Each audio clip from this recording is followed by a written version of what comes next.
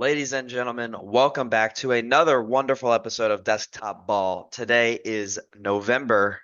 Today is, well, obviously it's November. This month is November. I am slow tonight. It is Tuesday, November 12th. And we've got NFL Week 10 in the books. Before we get into it, if you would do me a big favor and hit the thumbs up button, hit the subscribe button, follow me on TikTok, wherever you are willing to interact with the show, I would appreciate it greatly. But without further ado, let's get into it. We've got a big NFL week to recap. A whole lot of stuff went down. Unfortunately for everyone, this week started at 8:30 in the morning Central Time with the New York Giants and the Carolina Panthers. Now, I don't know if you have been to gym class recently or if maybe you've been in a locker room recently. Perhaps in high school was the most recent time you've ever seen something like this, but I always remember seeing posters on the wall in gym class that said, "Character is who you are when no one is watching." Now, oh, and I should address my video issue. My camera's not working. I don't know what the hell's going on. I tried to fix it for like 20 minutes. It's not working. Don't have a tech guy, so we're rolling no camera today. My apologies. So character is who you are when no one is watching. Well, no one is watching this game. It's at 8:30 in the morning. It's in Germany. Nobody cares about it. And Daniel Jones showed the select few of us who were watching exactly who he is. He is a god-awful quarterback that does not belong on an NFL roster, even as a backup. He is that bad. The fact that he has made $108 million and the fact that he has been in the league for 6 years is purely a testament to stupidity from the Giants front office. Extending him was a joke. Losing Saquon because we extended him is a joke. And the team, I mean, we're going to lose the locker room. We're probably going to have to fire Dayball, even though we said we wouldn't. We probably will anyway. And everything's a disaster. Everything's a dumpster fire. And nothing is good. I guess the only thing that's good is we have the second overall pick in the NFL draft right now, on Tankathon. Look at I've got 4 ads here for Alan Parsons' live project. All right, go check that out if you're interested.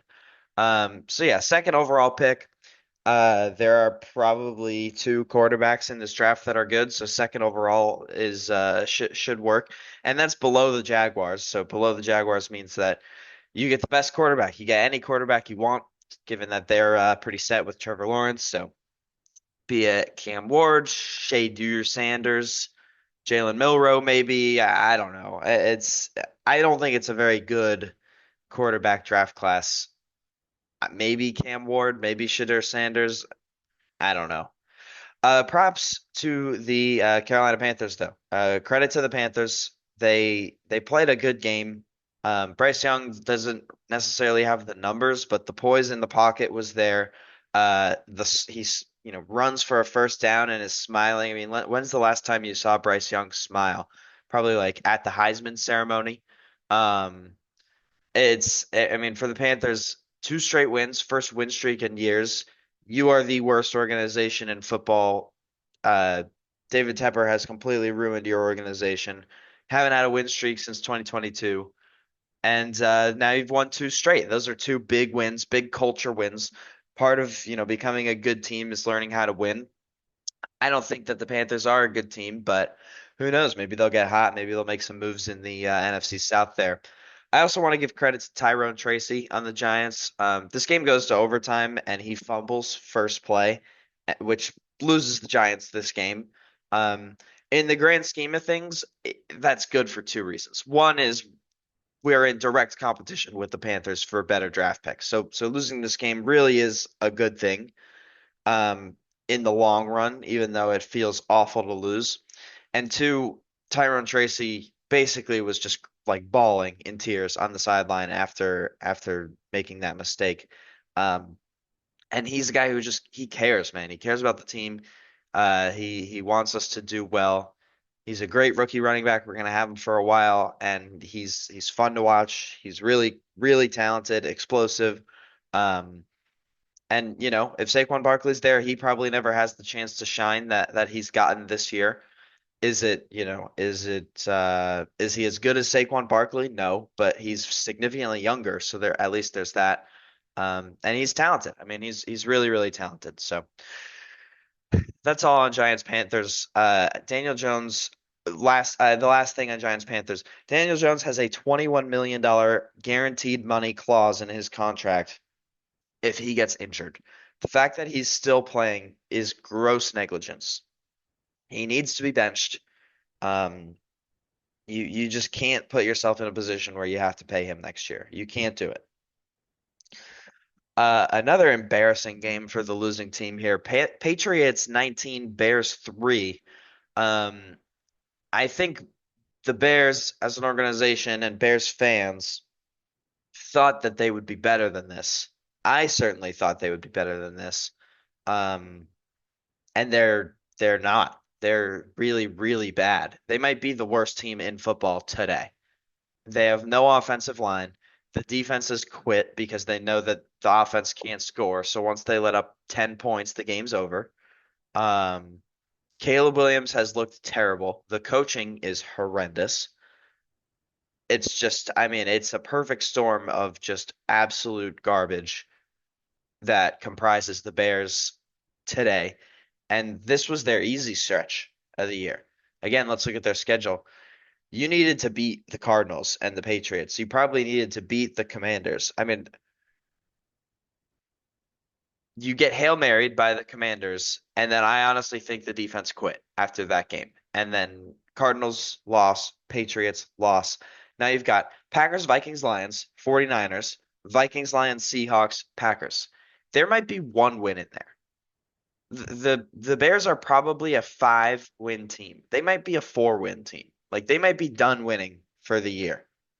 Um, which is crazy because they had playoff aspirations. They had, we're gonna get better. We've got this young quarterback. We're gonna improve. Matt Eberflus should be fired today. They need to draft exclusively offensive linemen. DJ Moore's body language is awful, and it just feels like the defense has quit. The Patriots, Drake May is playing well. I keep saying I'm a Drake May guy. I mean, this was, in my opinion, was supposed to be the game of the number one versus the number two pick. Jaden Daniels has really, really surprised me. I didn't think he would be as good as he is. But I thought that Drake May was the clear number two guy coming into the draft. Um, and he's playing like it. He's playing really, really good football. Uh, like really, really proud of the way he's playing. So yeah, big Drake May guy. Ramondre Stevenson's playing well. If they get receivers that can catch and a few O linemen that can block, this team is not that far away from being decent again. Um, and yeah, I mean, I'm just a big Drake May guy. I want to just keep watching him. I wanted the Giants to trade up for him, especially when I found out he was going to fall to 3. Maybe we could convince the Patriots to roll with to draft Marvin Harrison and roll with a different quarterback, but couldn't get that done. Of course, they like Drake May, and they should. He's the guy. Bills 30, Colts 20. This game, the score is closer than it felt. It never felt like the Colts really had any chance in this game. Um, Jonathan Taylor was good, had a nice game, but the Bills were just too much.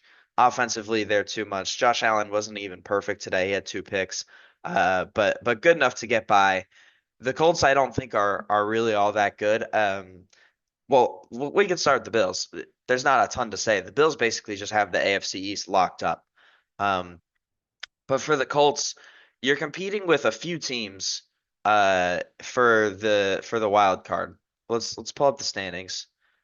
Conference. Okay. So these top 6 teams I would say are basically locks. The Chiefs, Bills, Steelers, Ravens, Chargers, and Texans I think are basically locks. Maybe the Chargers falter, but I don't see it. Honestly, if a team's gonna falter, I would bet it would be the Steelers. We'll get to the Steelers. They're playing really good football. I don't think it's gonna happen. So there's a 7th spot for the 5-5 Broncos, the 4-6 Colts, the 4-6 Bengals, and after last night or tonight, sorry, I'll throw in the 3-6 Miami Dolphins. Um, And maybe like no, the Jets are dead. But 3-6, maybe you can make a run because you have one less loss. So between those teams, I mean, who do you trust? I don't trust the Broncos or the Colts. I trust the Bengals and Dolphins more. I'm very interested to see how this last spot of the AFC wild card is going to go. I hope that one of those teams is able to snag it because I think that they're both more fun to watch than either the Broncos or the Colts are. Speaking of the Broncos, Chiefs 16, Broncos 14. I've seen people say the Chiefs are using devil magic. I've seen people say that the Chiefs are cheating in some way. I think they're just inevitable, and they're just so good. They can find a way to beat you. I mean, they can find a way to beat you on your own 35-yard field goal attempt to seal the game. It's a chip shot. The game is over. This is the second time in a row that the Broncos have scored all of their points in the second quarter, which I think is interesting. Um, Something about the second quarter. Bo Nix just dials in the second quarter. The Chiefs are just they're just so good. They blocked that field goal with no time remaining, walk it off in a game where they were not they had no run game and Mahomes was not that good and the Bo Nix was good. He made no mistakes. He played very clean football. And it just doesn't go their way. The Broncos find a way to lose. Chiefs find a way to win. That's something that both of those organizations tend to do. And the Chiefs move to 9-0. They are inevitable. Um, I'm not sure who's gonna beat them. I mean, like we'll get to the Lions. Uh, I was talking with my buddies about, like who's a team that can sort of do what the Texans did of like having a good front seven that can limit the run game and then also harass the quarterback with decent enough secondary behind to not get gashed and can play good enough offense to score with the Lions. And it's really like it's the Texans and the Chiefs are the answers. Maybe the Ravens, but their secondary's gotten abused all year, so I don't think it's the Ravens. It feels like the Texans or Chiefs can contend with the Lions, and I'm not really sure who else could. Maybe the Eagles. We'll get to the Eagles. Maybe the Eagles. That's an interesting thought. They've got a pretty good front seven. Jalen Carter's a monster. Say holy pronunciation. Saints 20, Falcons 17. Uh, Fire Dennis Allen, immediately get a bump for the Saints. Um, Sort of the vibes in the locker room have changed, very similar to when the Browns no longer had Deshaun Watson and were going with Jameis Winston. You expect the one game bump for that. Do I think the Saints are going to be this revived team and now that Dennis Allen's gone, they're going to go back to their old ways? I don't think so, but they do have the Browns and Rams and the Giants coming up. I mean, you could win all three of those games, and if you do that, who knows? You're right there if you can win these next three. I've seen crazier things happen. Um, Kirk Cousins was not very good in this game. He gets sacked. He's like the most sackable quarterback in football.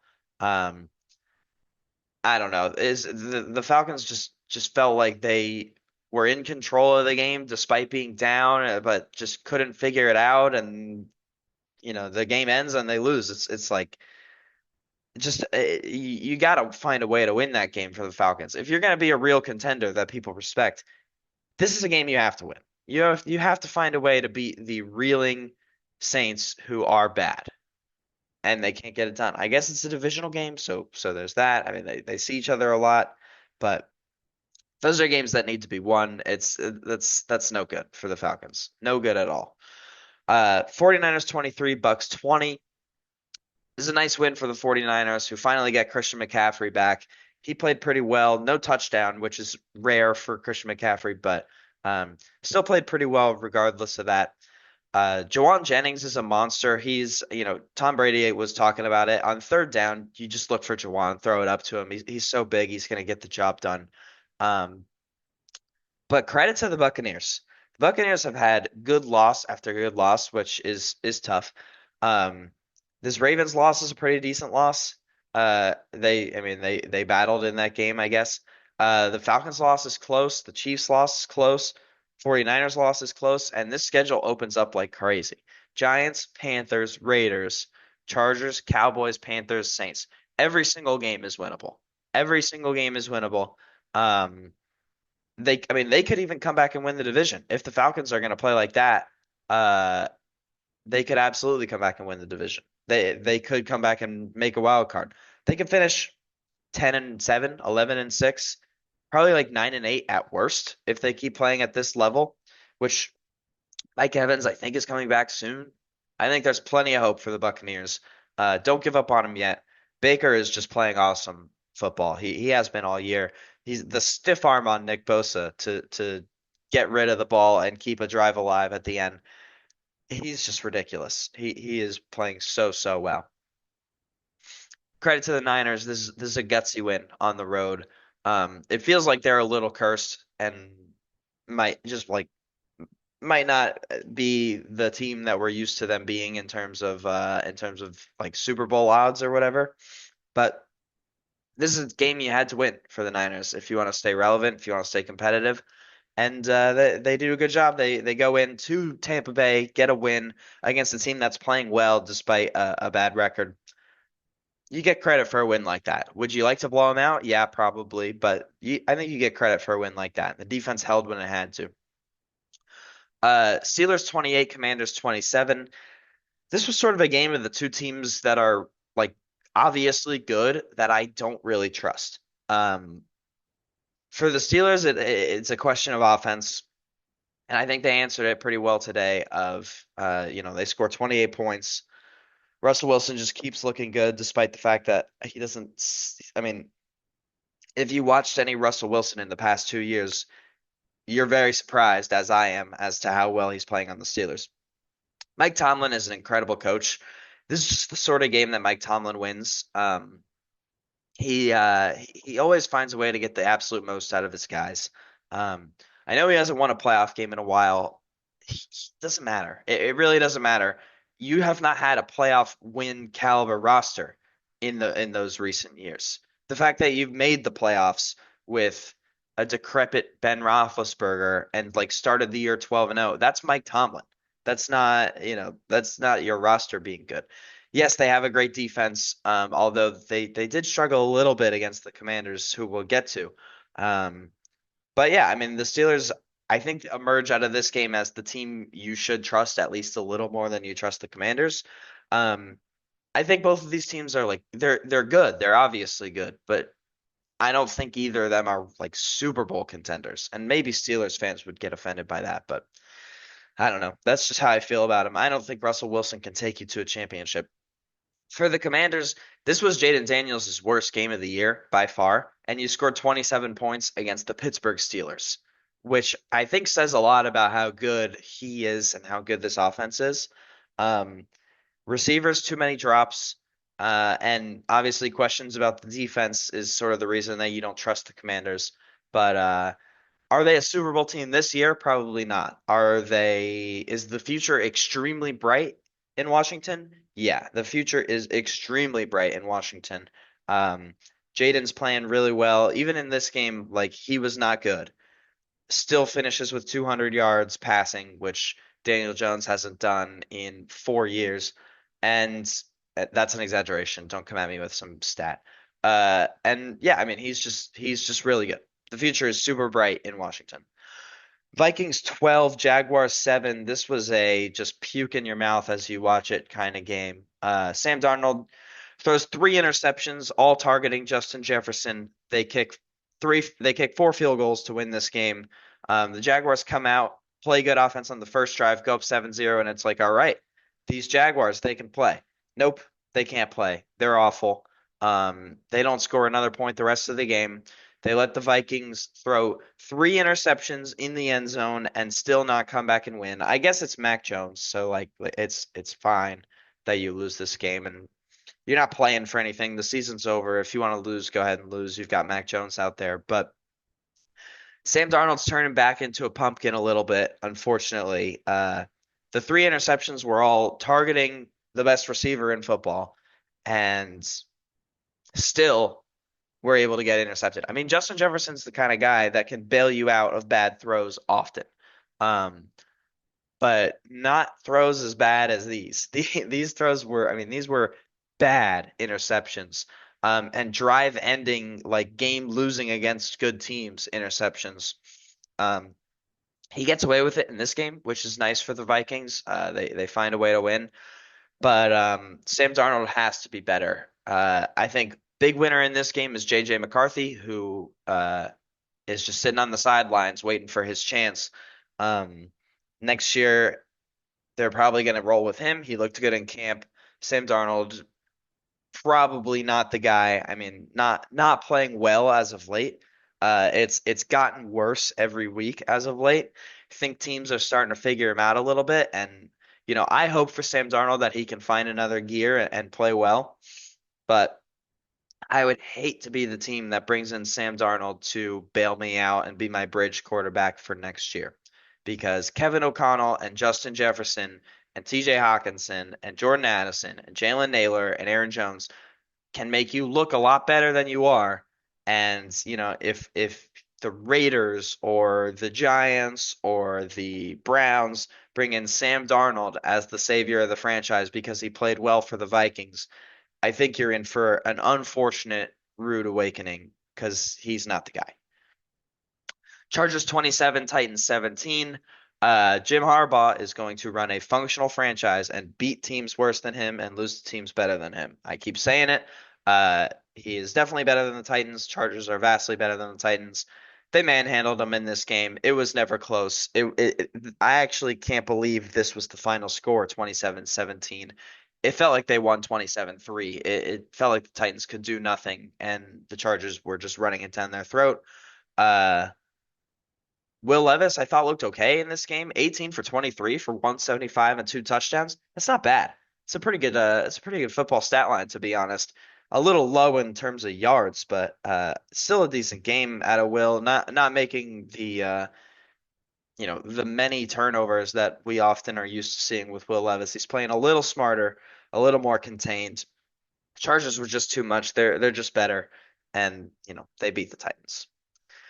Eagles 34, Cowboys 6. The Cowboys are just beyond pitiful at this moment. I think in terms of who's playing the worst football, you could put the Cowboys and the Bears right up there. And I know there's teams that are worse. My team is probably one of them. But the Cowboys and the Bears are playing just god awful football. Cooper Rush comes in, Trey Lance comes in. There's no answer. Jalen Hurts runs all over them. Oh, but Micah Parsons is back. Look, Micah Parsons. We're paying him $80 trillion a year to come get sacks. I think he had like maybe two impact plays in this game. Um, the Cowboys are just embarrassing. The sun in CeeDee Lamb's eyes because Jerry Jones is just the dumbest person on the planet. CD can't catch because the sun from the slit-sized windows is coming through onto the field and blinding him as he attempts to make a touchdown catch. I mean, it's just like it couldn't be just more bleak for the Dallas Cowboys. And they're paying Dak, who is not a Super Bowl caliber quarterback, $60 million a year for the next 4 years, fully guaranteed. He's hurt. There's just nothing. There's very little in terms of hope. The Eagles have been playing great. In recent weeks, I mean, there's been almost no team that's been playing better football than the Eagles. You could have argued the Lions until Jared Goff threw five picks. But since this oh well they kind of let the Jaguars back into this game, but they manhandled the Giants, the Bengals, the Jaguars, despite the score not looking like it. They manhandled the Cowboys. Yes, these aren't great teams, but they are playing so well. And Jalen Hurts is playing so well. Um, Buy stock in the Eagles. I think they're serious. They're probably the second best team in the NFC. I don't know who else would be, really. Maybe, I mean, some people would argue like the Commanders, but I think they're going to go beat the Commanders next week. Um, yeah, I mean, I can't think of who's better in the NFC. Maybe the Packers or the Vikings, but I don't think so. I like the Eagles better than both of those teams. I think the Eagles are a very real Super Bowl threat this year. Saquon Barkley adds so much to this team, and they didn't even really have to use him in this game because Jalen Hurts just ran all over the place. They're a problem. They are a real, real problem, and they're very good. Cardinals 31, Jets 6. If I told you that an offensive game plan was for a 41-year-old quarterback to step up and the whole offense was going to stand still, there was going to be no motion, and they were going to hike the ball. They're never going to run the ball, by the way. Running the ball is not a threat, even though they have one of the best running backs in football. They're never going to give it to him. Um, how would you feel about that offense? Yeah, they have two stud receivers, but the offense is awful. You have all the personnel. I mean, literally all the personnel. And this is when, when I say that coaching is more important than talent in terms of, winning NFL games. Consider consider how the Bucks are playing. Without Mike Evans, without Chris Godwin, their offense looks very, very competent. And like, and they're not even that well coached. They just have like some semblance of a plan, and they run the ball, and they have an identity, and they stick to it. The Jets' identity is Aaron Rodgers is going to do whatever the hell Aaron Rodgers wants, and he's going to throw it to either Garrett Wilson, who's double covered, or Devontae Adams, who's double covered. He's never going to check it down to an open check down because he's Aaron Rodgers and he can force it into any hole. He can't run away. He will not hand the ball off, and this is where you end up. And he's waving off the play call from the sideline. He's like, "No, I got it.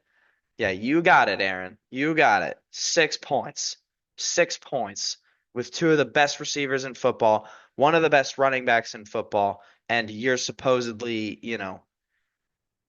I mean, you're a Hall of Famer. You're a Hall of Fame level quarterback, and you're out there just sucking."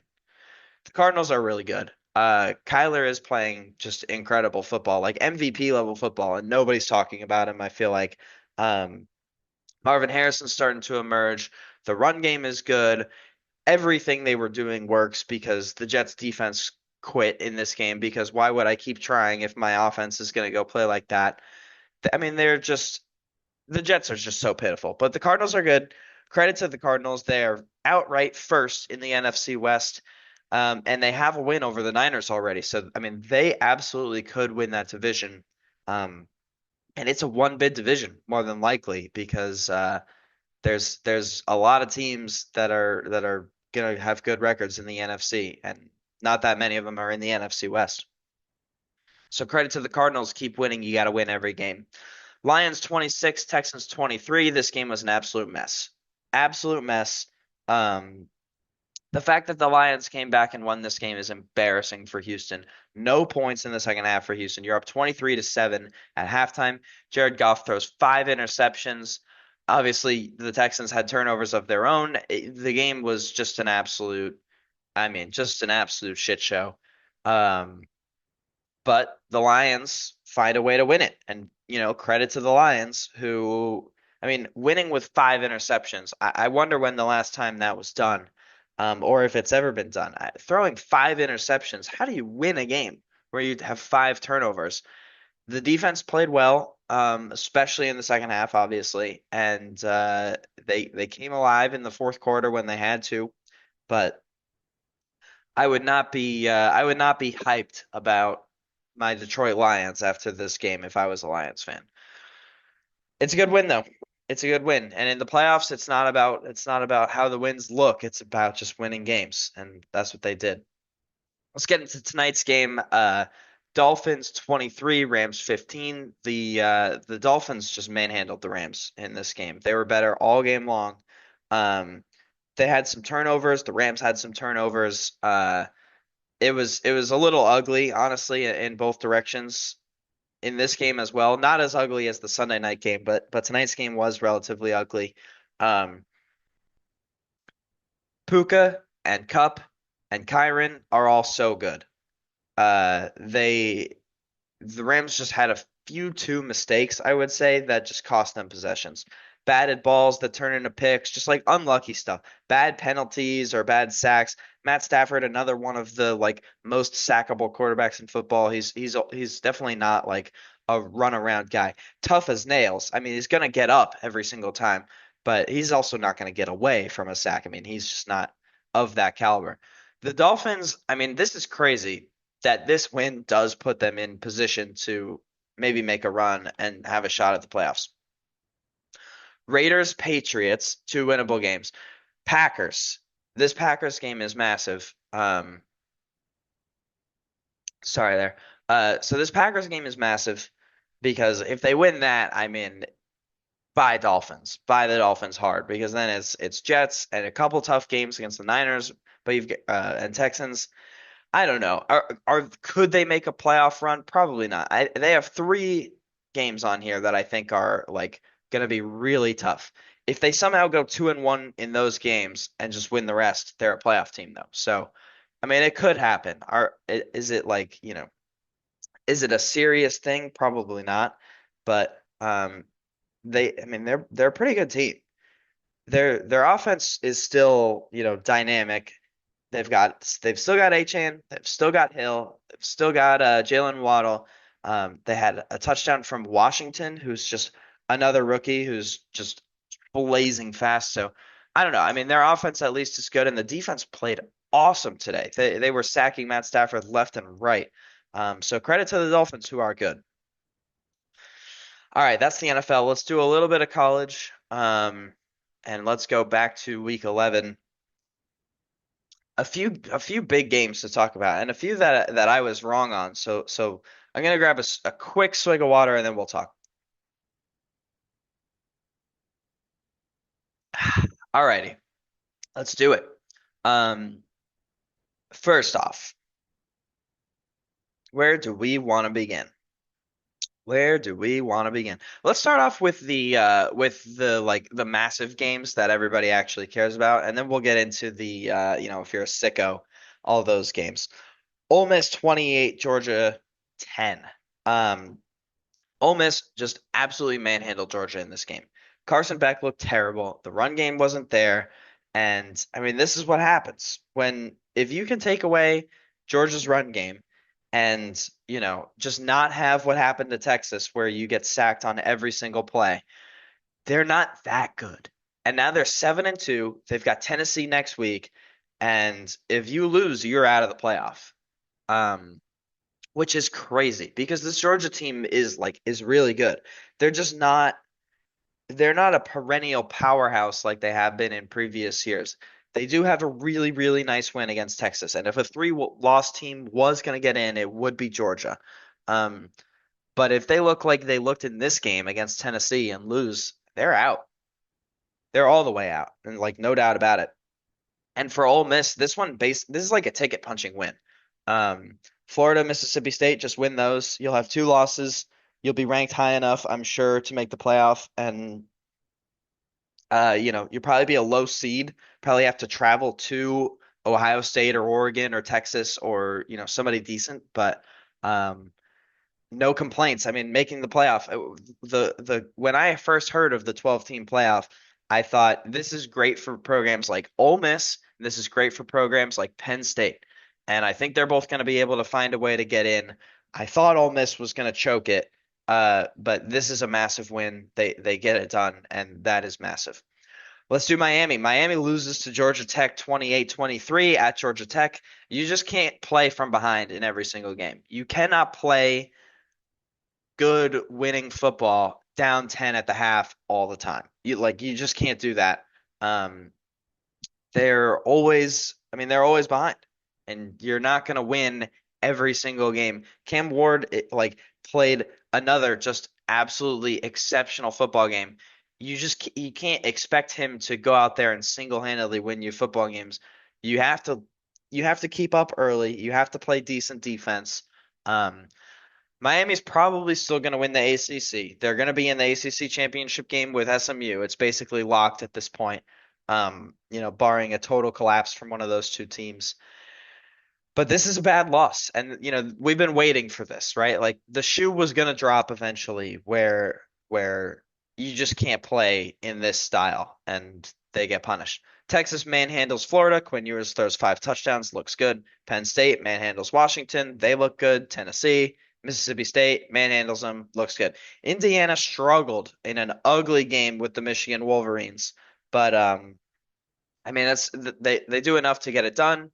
It's good enough. This is Indiana's toughest test yet, and I would say they didn't really pass it. I think I think a top 10 team should manhandle Michigan, but a win is a win. You get what you get.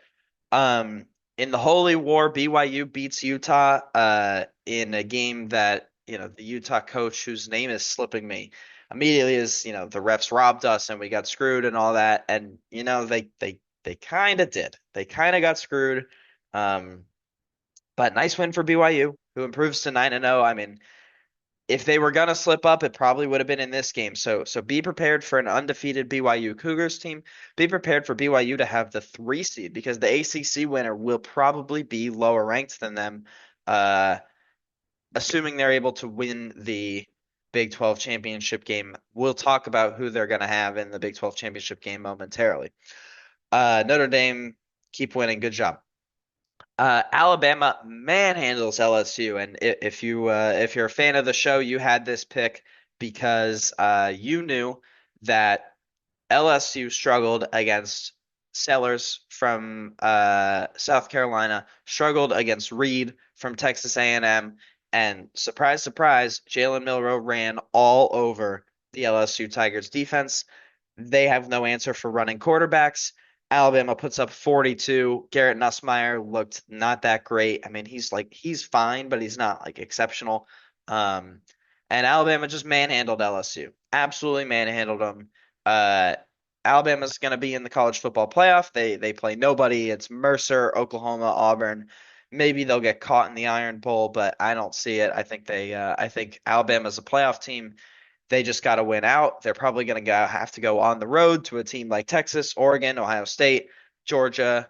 Uh, no, probably not Georgia. Maybe Penn State. I think the team who gets to go to Penn State gets the best draw, by the way.